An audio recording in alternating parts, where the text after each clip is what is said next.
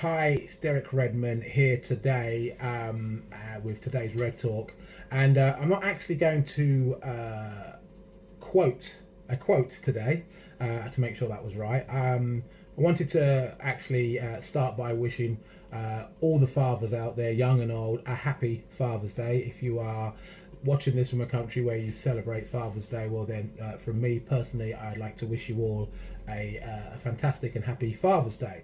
And I thought, rather than a quote, as I say, I thought I'd just talk a little bit about my dad. Most people will recognize the relationship between me and my dad from one of the pictures from Barcelona.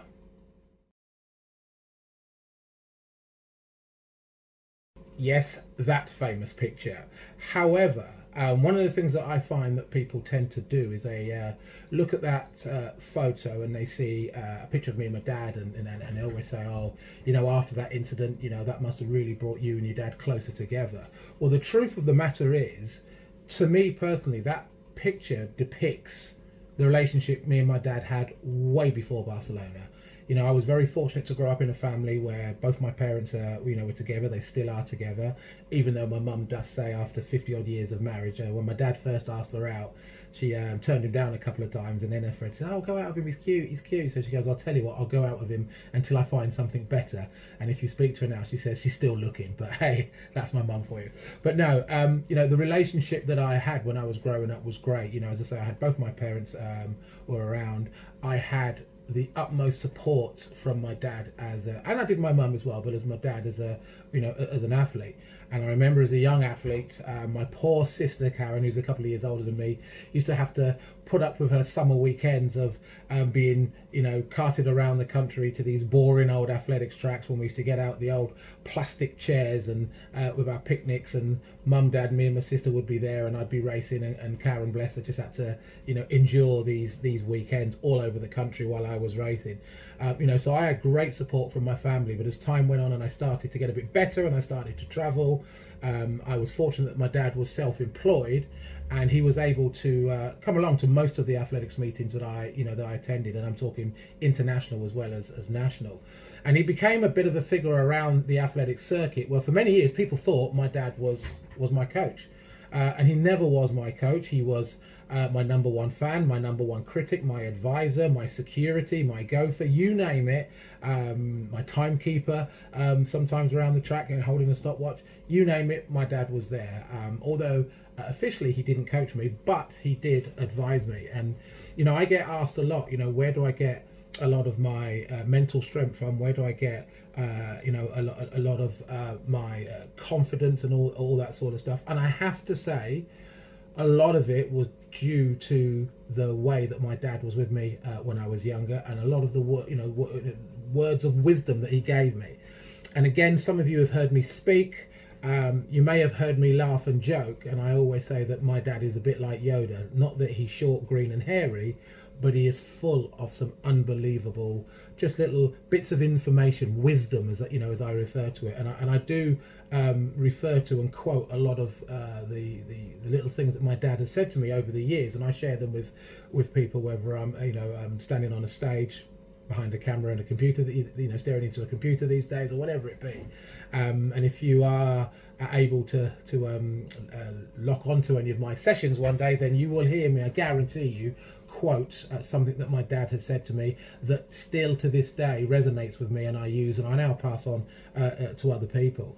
But I just wanted to take a few minutes out to kind of give you an idea of the kind of person that my old man was. So he was born in Trinidad, and in the 40s, and like a lot of West Indians, came over to the UK in his early mid-teens. I think my dad was 15 when he came over, so he was kind of part of that Windrush generation, although he didn't come over on the Windrush.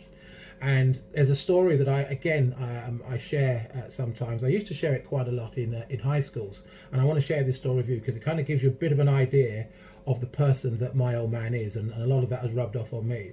So he was 15 years of age. He comes over to this country, and he's picked up at Southampton docks by some family members who had already come over a while earlier and had settled in Leytonstone in London, and they pretty much sent for my old man to come over. So he was met off the boat by some friends, and it wasn't just my old man. There was a group of them that came over, and they were picked up in a rusty old transit van, and they started on the journey back from Southampton to Leytonstone. And there's this 15-year-old kid, a bit cocky, a bit full of himself, thinks he's going to take on the world, sitting in this rusty old van. It's all steamed up, and they pull up at these traffic lights. And my dad sort of looks out the window, and it's a bit steamed up, so he wipes the window, and he goes, "Wow, what's that?" And the driver and a couple of the people in the car, some of the older guys, look around and says, "What?" He goes, "What's that?" So the driver looks out the car window, the passenger window, and looks over and says, "That's a Rolls Royce, son." And my dad said, "Wow, never seen one before." He goes, "Wow, look at that. I'm going to get one of those for me." And everybody in the car, in the van, started laughing. And he, what, I want to get one of those. So the driver turned around and said, "Son, that's a Rolls Royce. They are very expensive. Only the rich and famous will ever be able to afford such a car." And he said, "Listen, let me just tell you something. You just need to, keep calm, keep your head down and work hard, and maybe, just maybe one day you'll be able to afford a little runaround." So from that moment onwards, my old man became obsessed with Bentleys and Rolls Royce, because at that point they were working under the same umbrella. And I come into the world, obviously I didn't know anything about this. I come into the world many years later, and as I begin to grow up, I understand that my old man is fixated by Bentleys and Rolls Royce. Why he didn't work for Rolls Royce and Bentley, I don't know, because he pretty much knew everything about them. And as a young boy growing up, I was into my cars, and my dad used to take me to the motor show, and one of the things we always had to do was queue so he could go on to the Bentley and Rolls Royce stand. When we lived in Milton Keynes, and we used to go and see my grandparents in London every Saturday. We used to go and see them. My dad would drive past the Dorchester Hotel to see what cars were parked outside, and as we were going down Park Lane, he would slow right down so we could see all the Bentleys and the Rollers all parked outside the Park Lane, and it was something that really impressed my dad. This was his thing. He was into it for many years. I'm going to fast forward now to about the year 2000, and I was living in Birmingham, and I'm in my house and wasn't expecting anybody, and there's a knock at the door, and I go to the door, and it was my old man. "Oh, yeah, how you doing, Dad? What are you doing up here?"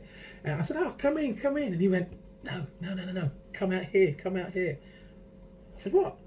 So he says, come outside, I want to show you something." So walked outside, turned the corner where I parked my cars, and there was this blue Bentley Mulsanne. Couldn't believe it. And there's my old man with the biggest grin on his face. And I walked up to the car, and I'm going, "Wow, look at this." And I walk around the car, and I spot his private number plates. So my dad's, everyone calls my dad Jim. His actual proper name is Overland Clement Redman, and his number plate is OCR1. Can't get any better than that. His full initials and his number 1. And I walked around the car, and on the front plate I noticed OCR1, but I noticed some little letters, some words underneath it. And I walked up to the front and I looked at it, and on the front plate it said "Ambition Achieved." And then I walked around the back, and I looked at the back plate, and it's got OCR1 obviously on the back, and underneath that it's got "Through hard work and dedication." My dad never ever gave up on that dream of one day owning a Bentley, and he had it for many years, and it was his pride and joy. I mean, he loved it. He was like James Earl Jones in Coming to America, if you've ever seen the film in this thing. He just absolutely loved it. And he didn't use it all the time. He had other cars, and we used to laugh and joke because he may not use it for 2 or 3 weeks, but every Saturday it would get reversed out of the garage. He'd have a guy come over and valet the whole thing over and over, and it would roll back into the garage. And if it wasn't used, next Saturday it would come out and have exactly the same treatment again. I think he treated that car better than he treated my mum sometimes, but it was his dream, it was his passion, and it was his aim and his goal. And it may have taken him 40 years, 45 years, however long, but he never ever gave up on that, on that dream. And that's the kind of person that my old man was. I could sit here and tell you many stories about my dad, and I've always said to him he should be on stage actually. So if you do wonder where I get a lot of, say, my mental strength, a lot of my I don't know, everything that I do, and the way that I am and what I do, a lot of it comes from what my dad has instilled into me, really, and what I've picked up off of him, and you know, I've rubbed shoulders with him all my life, and a lot of that good stuff has worn off onto me. Yeah, I want to wish everybody out there, every father out there, you know, say happy Father's Day. I'm a father. I have 4 kids, 3 girls and a boy. So I have Grace and Paola, who are 22, Lucia, who's 24, and Elliot, who's 26.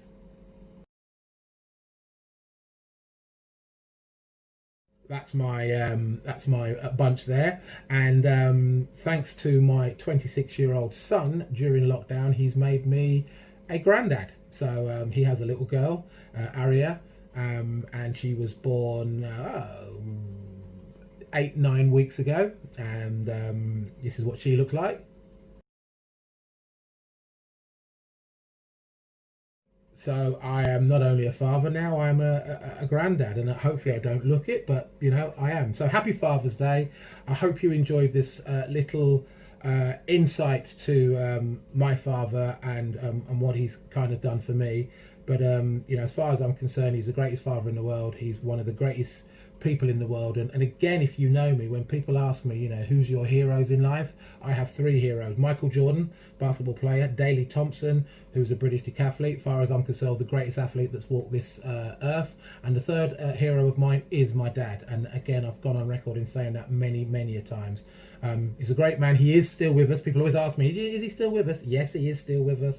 He only lives about a mile or so from me, so I still get to speak to him quite a lot, and he's hasn't changed. He's still a pain in the butt.